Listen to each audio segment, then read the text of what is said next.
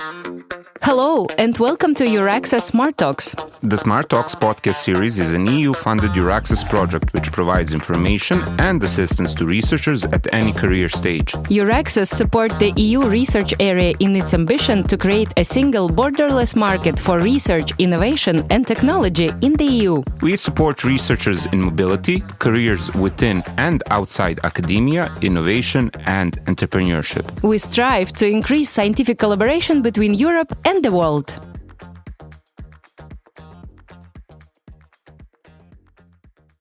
Hi, I'm Daria, a senior expert at EURAXESS National Contact Point in Latvia. And I'm Jovan, a teaching and research assistant from the Faculty of Mechanical Engineering in Niš, Serbia. And you are listening to the EURAXESS Smart Talks podcast.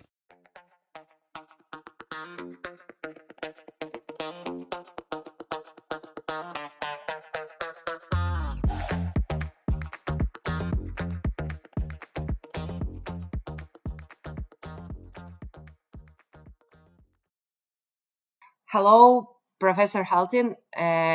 Niklas, if I may. Absolutely. Welcome. Thank you.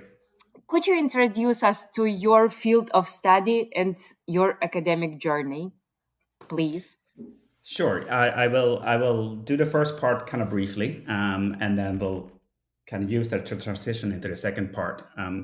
So I'm an anthropologist by training. I also have a background in law, and I teach in a program that's called Global Affairs. So we're an interdisciplinary program. I teach with geographers, political scientists, other anthropologists, sociologists, pretty much a full range of social science disciplines. So my teaching and my research is really kind of shaped by that interdisciplinary context, and that's an important kind of part of my sort of academic biography, and I think also helps explain that I've had a sort of mobile career going back and forth between the United States and Europe pretty much my entire adult life. So to give a little bit of a thumbnail sketch about sort of like my sort of academic background without just reading my CV. So I'm Swedish originally. I grew up in Sweden. I did my undergraduate work in the United States, and I started a PhD program in the United States. In the middle of that, I did my law degree in the United Kingdom. And this was before Brexit. So the United Kingdom was part of the European Union. And after my PhD, I taught for a little bit in the United States. I had a postdoc where I also did research and teaching at Cambridge University. And I also had periods in Africa in between all this kind of stuff. And a few years ago, I moved to Sweden as a researcher. That was not for a Swedish university, but for a Swedish government agency. But I was employed as a researcher, and I'm happy to talk more about that shortly, and I'm sure we will. And then after doing that for a little bit, for various reasons, I moved back to the United States, back to George Mason University, where I am still to this day. That's very interesting, Professor. We also wanted to ask you, was academia your very first option, or were you considering other fields? And additionally, why did you choose to move to Sweden for this work as a researcher in the government agency? Mm-hmm. It's actually the same question, or the same answer to those questions in some ways, right?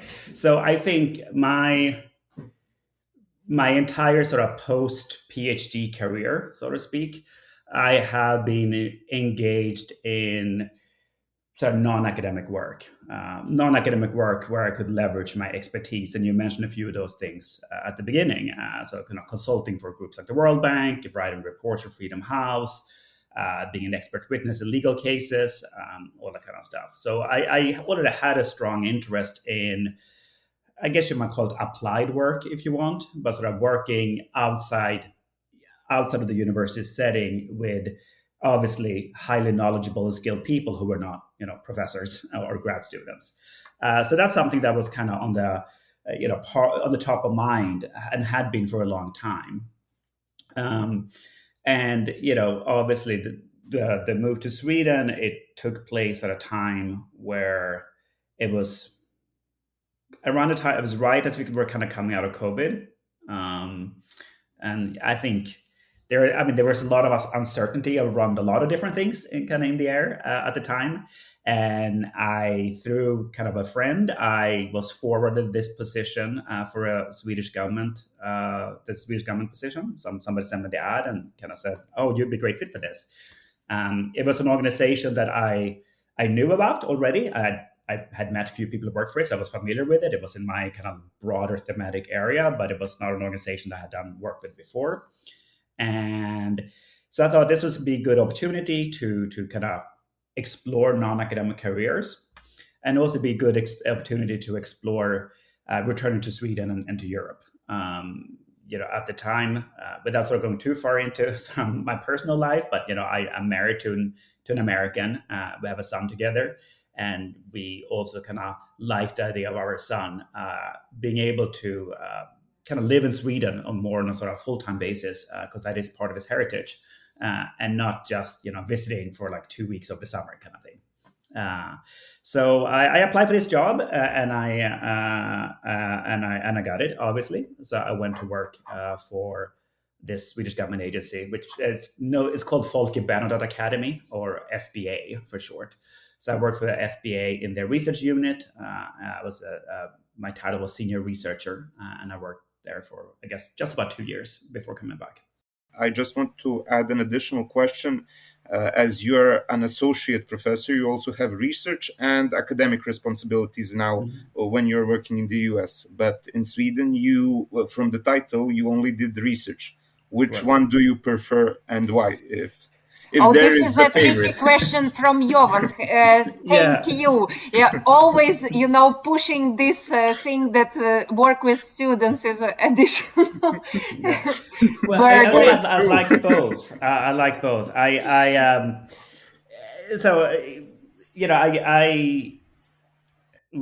might be a little bit abstract in a weird way, but so I did my undergraduate degree, like I mentioned, in the US in a liberal arts college, and American liberal arts colleges. We don't really have the analogous kind of institutions in Europe, I think, for the most part.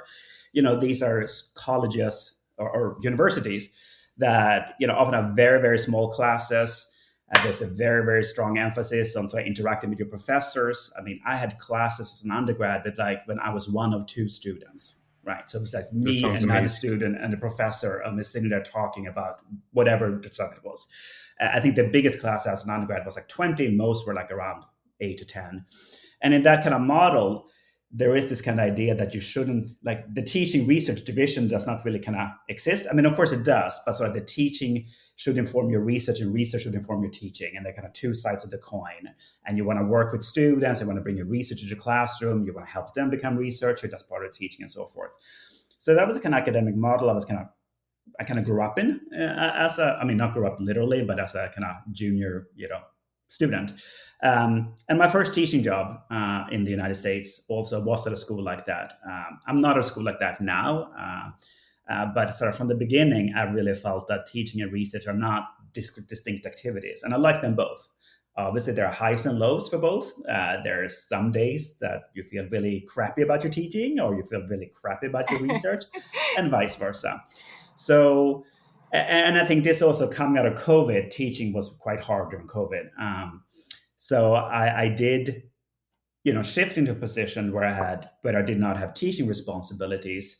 In some ways, that was, I wouldn't say relief, but it was something new, and it was exciting to sort of not have that to do as well.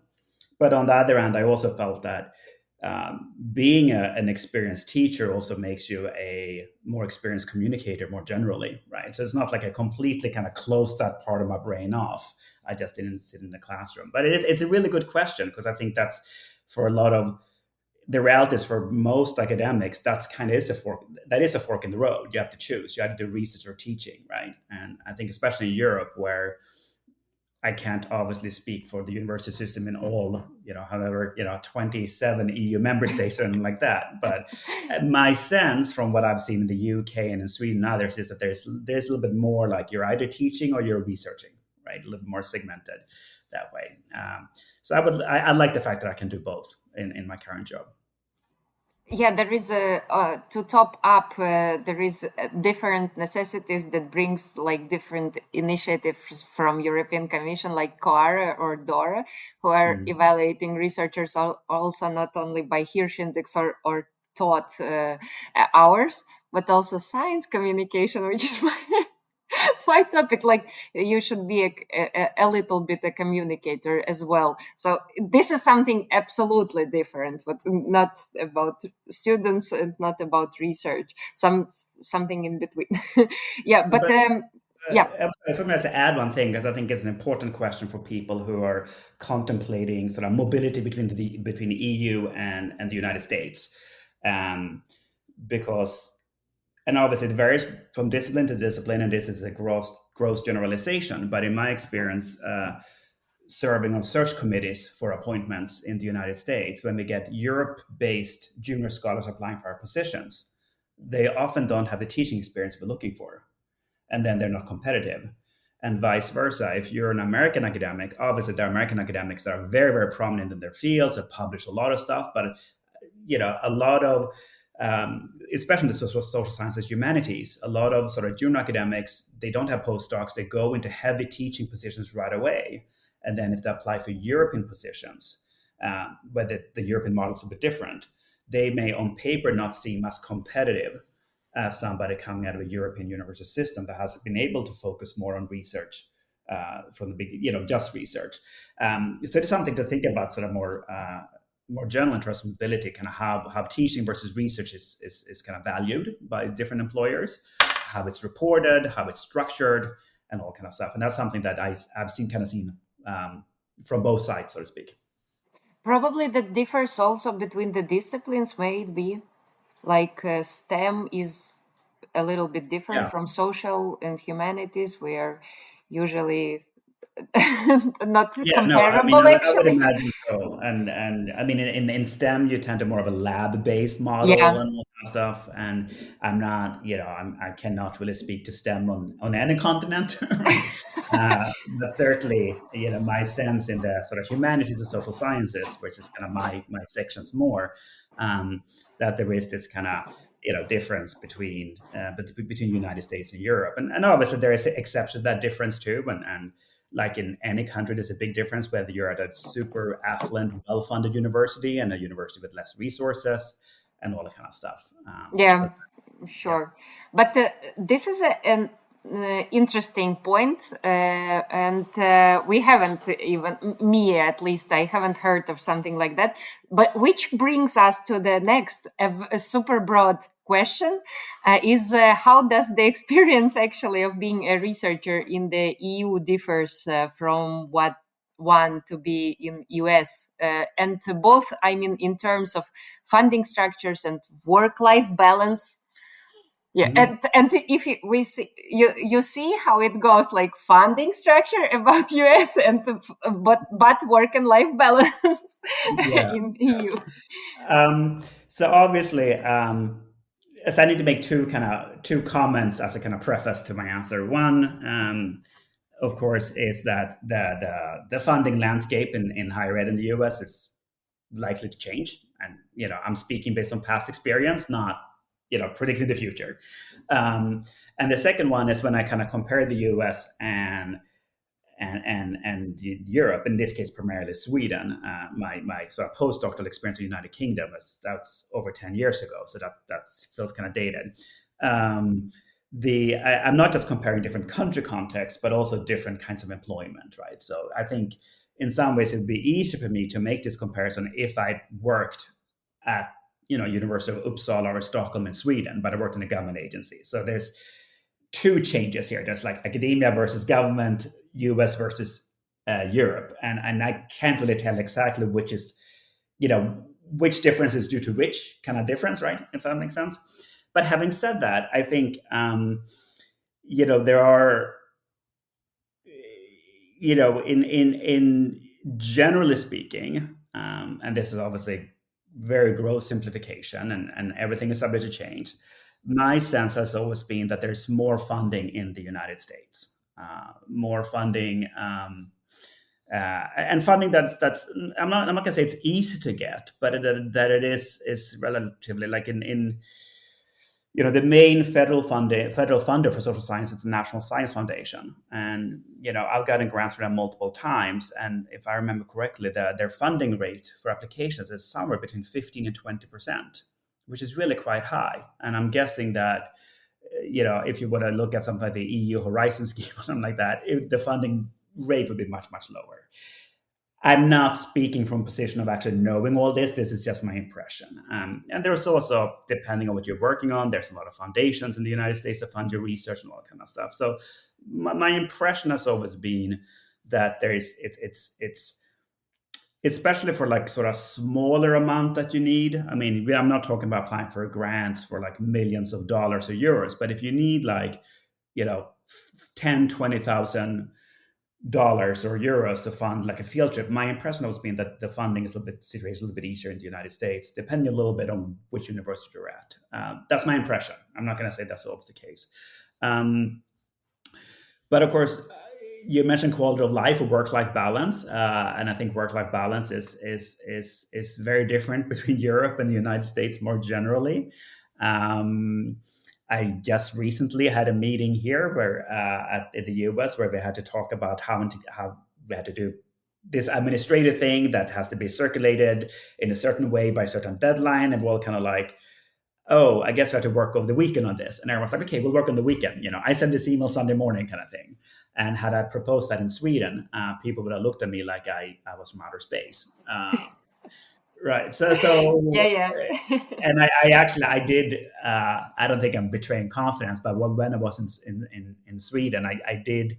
There was something I had to do reporting wise that I just didn't have time to finish in the work week, and so I emailed my line manager and said, like, is it okay if I turn this in on Monday? Like, it's not something pressing. And she wrote back and said, kind of like, yeah, but I don't love it, and I because that means you're going to work over the weekend, and I don't think you should, right? So there is that kind of difference, certainly. And I think the one thing that I also, and again, this is very kind of impressionistic based on my kind of experience in the fields I'm working in. I have found that there's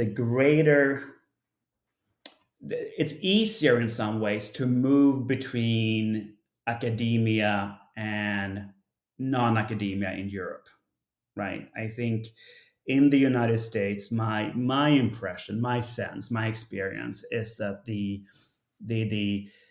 kind of the boundary between sort of the ivory tower, right, and the sort of applied world of sort of business and government, that boundary is a little bit more strictly policed. And that matters in the sense of, like, if you're a junior academic in the United States, this did not happen to me, thankfully, and it depends on where you are. But I've heard of, people are being told to be like, oh no, don't do these things. Don't write reports for the World Bank. Don't write reports for nonprofits or something like that, because you need to focus on getting that, like, the academic books out. And of course, I'm not saying that in Europe the focus is not on academic books, not at all. But my sense that there is a greater kind of understanding that academia is part of a broader kind of knowledge ecosystem and not kind of rarefied, separate kind of space. May I ask you in between just a short question? Maybe it's not so easy to answer, or I'm oversimplifying it. But do you have an impression that working on the weekends is okay in the United States because you have more to do? I don't know. I mean, I also think. I mean, United States as a country, I guess, has a somewhat different attitude towards work, which is, both good and bad, right? I mean, I think it's, and I also think that as a tenured professor in the United States, I have a lot of flexibility in how I structure my time, more so than I think probably any other profession imaginable, right? So I'm one of those people that tend to be in my office at the university. I don't like working from home. I try to win as much as I can and all that kind of stuff. But it's, theoretically possible for me to do something else on a Wednesday afternoon, and then I have to kind of make it up, right? And work on the weekend. I think there's that kind of division. So it's not necessarily that the work is such that you have to work on the weekend to make it work for you, but more in the sense that I think, and I'm going to speculate a little bit, that a lot of academics are kind of like, well, I can take it easy on Monday because I kind of, I worked really hard on Sunday. As long as I meet my publication requirement, as long as my classes are prepared and all that kind of stuff. So I think it's more a function of flexibility. Like I don't think American academics necessarily have more work to do than European academics. Obviously, that would vary from person to person, from institution to institution. If you count by publishing, they definitely have. How many publishes US and how many there is in every European countries, it differs a lot. Well, and I think this actually circles back to the early conversation about teaching. I mean, I depending on where on the United States. I mean, United States has, I think, 3,000 universities or something like that, and they all work very differently. But there are academics in the United States that will teach 4 or 5 classes a semester. That is like they'll meet for each class 2 or 3 times a week, and if you then teach like 4 or 5 classes, that's like maybe 10, 15 hours, 20 hours of classroom time, just a week, right? And then they add time to like marking exams and prepping and all kind of stuff. So, if you're in that kind of position, then obviously the workload is going to look very different if you want to have an active publishing program. And my sense, and again, this might be somewhat unfair, but my sense is that, maybe for a lot of European academics, it's easier to kind of carve out the time they need for the research and publishing, because they don't have the same kind of teaching responsibilities, but they might also have other responsibilities like administrative that you wouldn't have in the United States. So it might be a little bit apples and oranges kind of comparison. Mm-hmm. Okay. This is just, maybe it shouldn't be included the question, but I'm interested. What is usually the time responsibility that you have allocated for teaching in the US during the week? Is there a standard, or is this per person dependent? So, that's usually calculated. Unless you're employed as an adjunct, right? Then you're hired just to teach this one class as a part-time job. But if you're a full-time professor, even at the same institution, it can vary depending on your contract. But the way we have it set up, and I think most US institutions have it set up, and there is a kind of like a formula that say that you should spend usually something like 40% of your time on research and publishing, 40% of your time on teaching, including preparing, meeting with students, that kind of stuff, and 20% of your time on service or administrative work. In reality, nobody really kind of checks that, and nobody really. I don't know of any US-based academic that will actually like keep a spreadsheet and say like, oh, this week I spent 42 hours on, or 42% on this. I think the assumption is more that this is the balance you should have in order to fulfill your various teaching and kind of scholarly commitments. And of course, then if you don't, then that's handled through an annual review process and whatnot. And you just gave a very good overview of what the differences are for academia and research in Europe and in the US. But on a more personal note, what would your suggestion be for researchers from the US that are considering moving to Europe? What should they be aware of on a personal and, on the other hand, on a professional level? Yeah, I think, there's a number of different things. And here I'm going to draw upon my experience going back to Sweden as an adult, right? And so obviously this is not applicable to everyone, but I left Sweden when I was a teenager. I was 17, 18. I'd finished high school in Sweden in the early 1990s. Moved to Florida, then did my studies and all the kind of stuff that I talked about. So I had never actually worked in Sweden, like as not counting summer jobs type things, right? And going from a sort of, pretty much completely Anglophone life, and of course we speak English at my home because of my family, and then having to use professional Swedish, right, was really hard. It was like speaking a foreign language.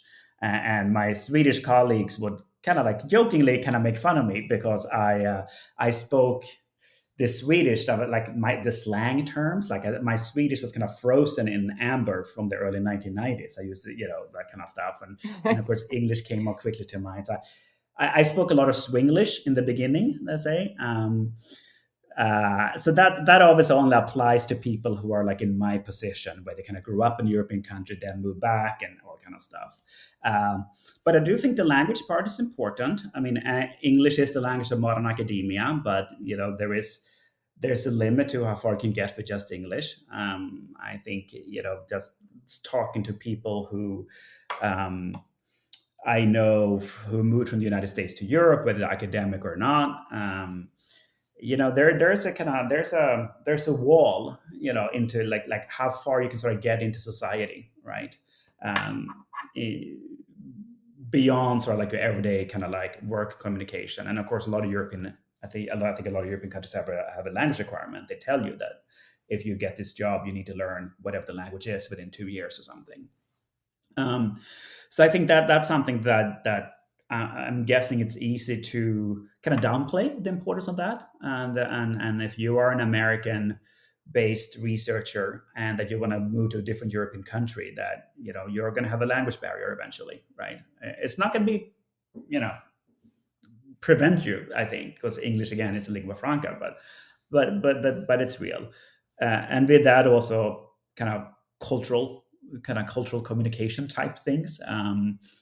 I think it's kind of a cliche to point out, but one of the things that kind of took me by surprise, and I'm Swedish, I grew up in this society, was that Swedes can be more direct, I think, often than Americans. Like if you did something that your supervisor doesn't think was that good or something like that, they'll tell you, okay, this was not good. You need to redo it. Whereas in America, my experience is more like, well, I think maybe there could be some room for improvement here, but it's pretty good. Like it's a different kind of way of talking about it. So a lot of those kind of things I think are important, and it's easy to kind of, I think, disregard those, and especially if we bring in family and all that kind of stuff. There's a whole kind of personal logistics of moving across continents. You may start worrying about things like housing, and if you have children, schooling, and all that kind of stuff. And the fact that most countries' immigration systems really limit how you can go back and forth. So if you want to have your foot in the US, one foot in a European country, that's actually not always that straightforward. You may be kind of stuck, so to speak. So I think a transnational move. I've been lucky to do a transnational move multiple times in my life, and it's not getting easier. Right? It's actually getting harder and harder. The more it's easier when you're young, when you don't have a partner, when you don't have a kid, and all kind of stuff. But now it's getting, I think, harder and harder. So I think that's something that I would really encourage you to be kind of clear-headed about that this is an undertaking. This is almost like approaching like a new research project, to make sure that you find, not just the job, but then everything else that comes along with it, right? And I think that's something that, and I know people who have kind of failed to move abroad. Like, they tried and then they were like, oh no, actually it's not going to work out because everything needs to be lined up, right? So I think that's one thing. I also think that, it's hard to say because I think if you're based in the United States at one of like the top private universities in the US, like one of the Ivy League schools and whatnot, you probably have more resources available to you than you will ever have in your life, right? In that sense, right? Obviously, if you're coming from a sort of less affluent, maybe third tier public university in a state where they don't have the same investment in education, right?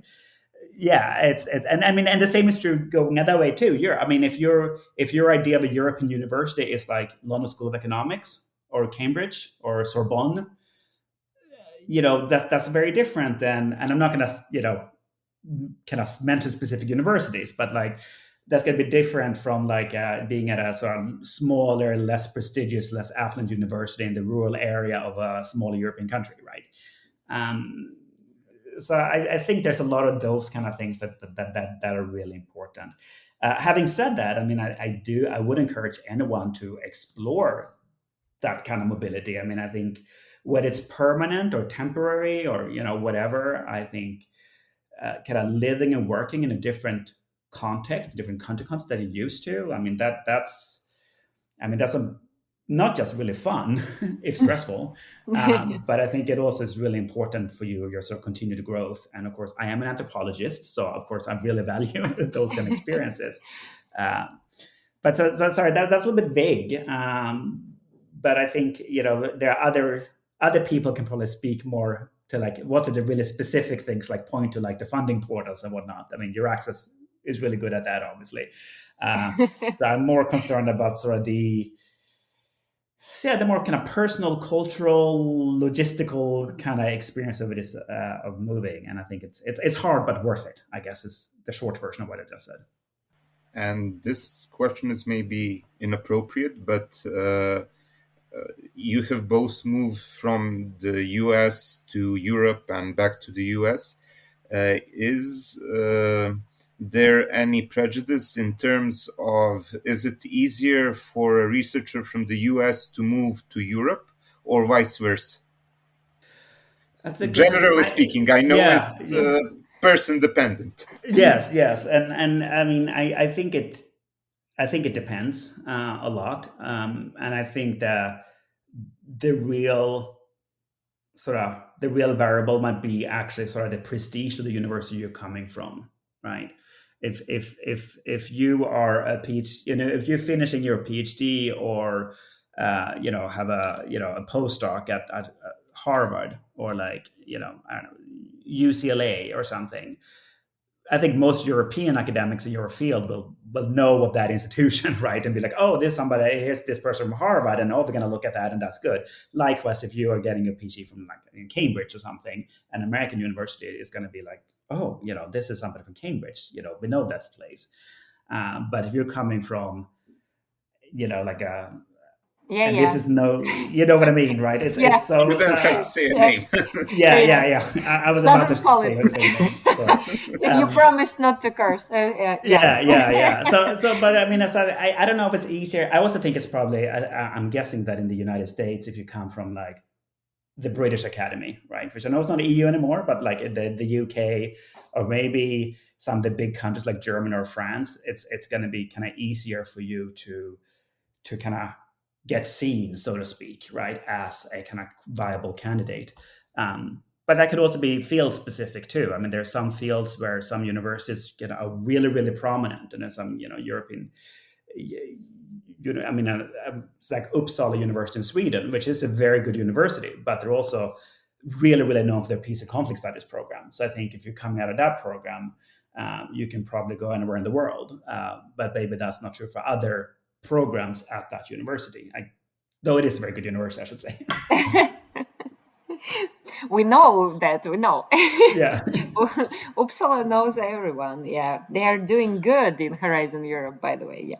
Yes, I'm not surprised. No, and I would say it was one of the universities when I worked for the Swedish government that we did a lot of work with. Actually, we had a lot of interactions with Uppsala University. Oh, great! So if someone like thinks of going intersectional mobility, they can explore a little bit about the governmental positions as well from the university. Yes. I mean, yeah. So, okay, maybe it's very nice to talk to you because we really know a lot of absolutely different perspective on the topic. So tell us, please, a little bit about the challenges, but also maybe opportunities that guided your researcher career path.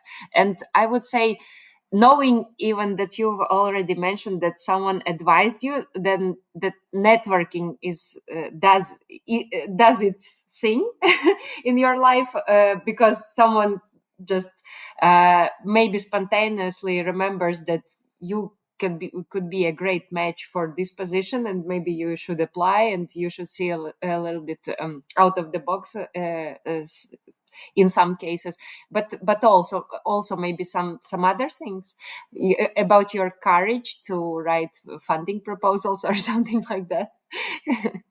Yeah, I mean the funding Funding proposal.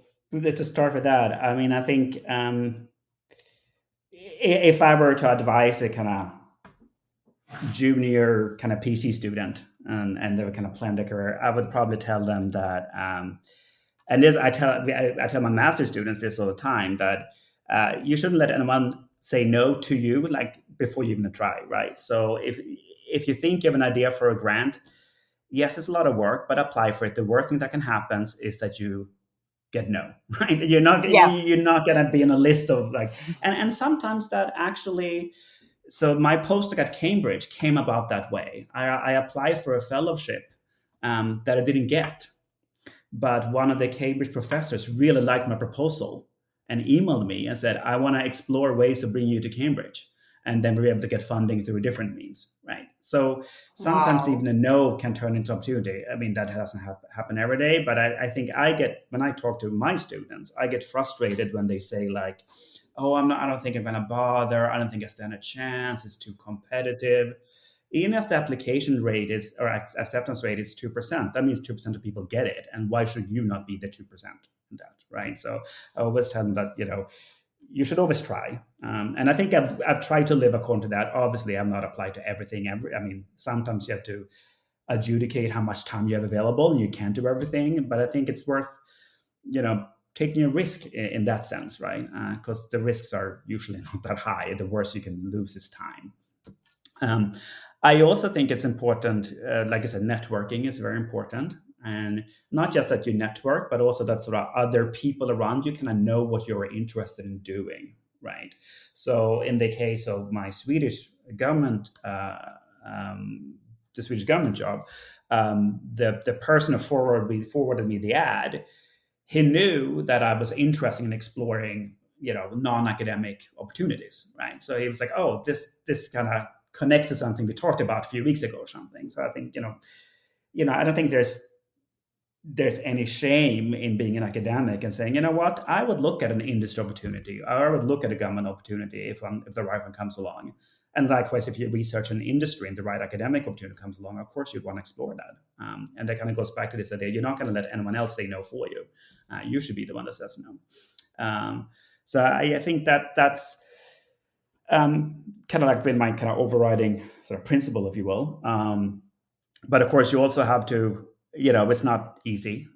You have to have food on the table. You sometimes have to do work that is not your dream job, and that's true for academics like everyone else. It took me, let's see, I got my PhD when I get my PhD. I don't remember exactly when, but it took me about 8 years to land a permanent faculty position in the United States. And 8 years is a long time. And I was kind of moving from contract positions, like I was teaching full-time a year there and a full-time a year there. And that's, of course, a artifact of the way U.S. higher ed functions, right? But 8 years is a long time. And I was lucky to have pretty good temporary positions, like they paid pretty well and with colleagues I liked. So I was very fortunate in that regard. But it also, 8 years is almost a decade. It was tempting to sort of give up, so to speak. So I think, I mean, at the same time as I said, you shouldn't let somebody else say no to, like, on your behalf. It's also a little bit important to be kind of generous to yourself, right? And give yourself the time that you need and have a little bit of sort of perseverance and can understand that an academic career, I think, on any continent is not easy. It drives me absolutely crazy when I talk to non-academics who kind of portray university life as this kind of easy, like we just sit around and read books and talk about Immanuel Kant all day or something, right? And summer holidays, you have the longest. Yeah, we don't have summer holidays. Yeah, exactly. and I mean that, but I think my irritation of there is like something that all academics all over the world share, right? So that. Yes, but I think the most important thing really is to explore the opportunities that you see, to try. You never know when it's going to be successful, and you shouldn't assume that you don't sort of belong in that group just because you come from the wrong university or whatever. I think that's the most important thing. I know that we are going a bit off topic, but we're coming to that time that we need to conclude. And I wanted to ask you what ultimately led you to decide to go back to the US? Yeah, a number of different factors. It's not like one single thing. Personal, family reasons, as well as kind of professional reasons. I think I would say I actually missed teaching. So that was one of, not the only reason, right? I mean, there was, like I said, other reasons, but I think one of the things that I kind of look forward to coming back to academia in the United States was go back into the classroom. And I always kind of say that teaching can be the most frustrating thing we do at times, but it's also that it gives us the highest highs and lowest lows, right? That when teaching kind of works and the students are really engaged and you have fun in the classroom, it's that kind of what it's what we want to do after all. I mean, I don't view research as it's kind of solitary activity. It's research is there to be shared and to be disseminated. Yeah, it's like with the children, it's such another level of endurance first, and second, it's such a hard happiness. Yes, hard happiness. That's a good way of putting it. Yeah, but may I ask you, do you plan to become a full-time professor? Well, I mean, I am a full-time professor in the sense that my job, but you mean in terms of like not doing any sort of consultancy or anything like Yes. that? Yeah. Yeah. No, I don't think so. No. I think, and Okay. and I should give a little bit of credit to my university here in the US. They are very good at sort of recognizing that professors that want to do things like participate in legal cases or whatever the case might be, that's something that we should do, right? So I've never had somebody tell me that, oh, you spend too much time on that sort of report for a foundation. You should do more of the X instead. I think they recognize that as a professor, you need to have this kind of public engagement with society. So I've been very lucky in that regard. I think that's not true for all universities, but no, I don't plan to retire anytime soon, and I hope to continue what I'm doing until that happens. Good. This is all early stage researchers should know about another level of career planning. You have to be really happy with the university where you are, with which you are affiliated to. Yeah, but what would be your advice, like key takeaways? I know that we have gathered like a lot of advices from your side for early stage researchers. Just like some couples that you would like to highlight before we say goodbye to each other. Yeah. So I mean, I would just reiterate what I said earlier, first of all, and say like, you need to sort of put yourself out there, as the expression is. It's much better to try and have somebody say no than not try at all. What is the expression say that at the end of the day we don't regret the decisions we make, we regret the decisions we don't make, or something like that.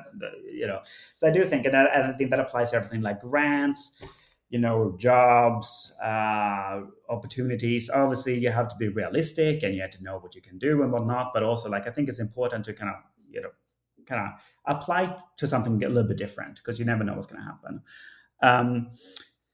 That's one thing. And then the second thing I would say is that it's and this is not necessarily kind of a sort of happy piece of advice, but it's also that it's really easy to kind of,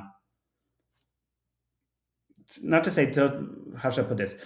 Like it's just being sort of not necessarily networking, but sort of being engaged in the broader intellectual discourse, the broad intellectual universe, like your discipline, all that kind of stuff.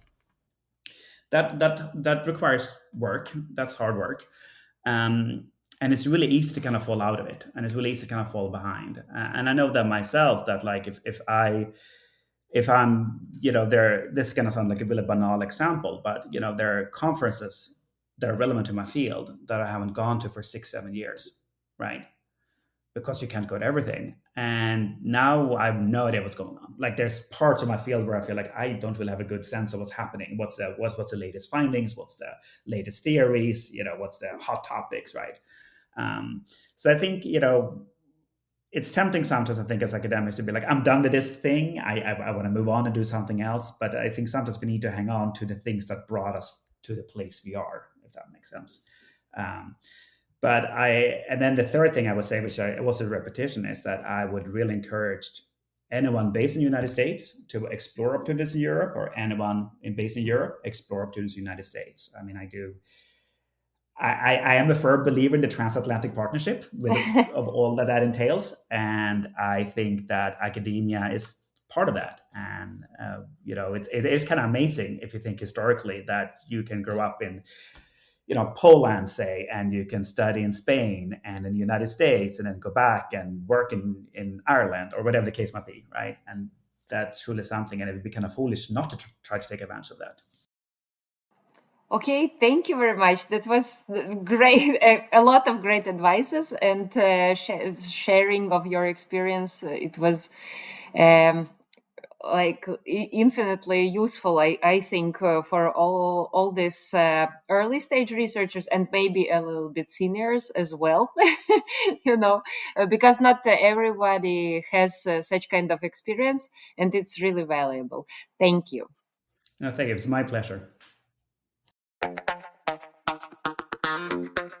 Thank you for listening to this episode of the EURAXESS Smart Talks podcast. We hope that you enjoyed this episode and can't wait to share more with you next time. You can follow us and find more episodes on the EURAXESS portal, our social media profiles, or wherever you listen to podcasts. This episode was prepared by hosts Daria Aksionova and Jovan Arangelovich, editor Isar Peer, and is dedicated in memoriam of Professor Miroslav Trajanovic.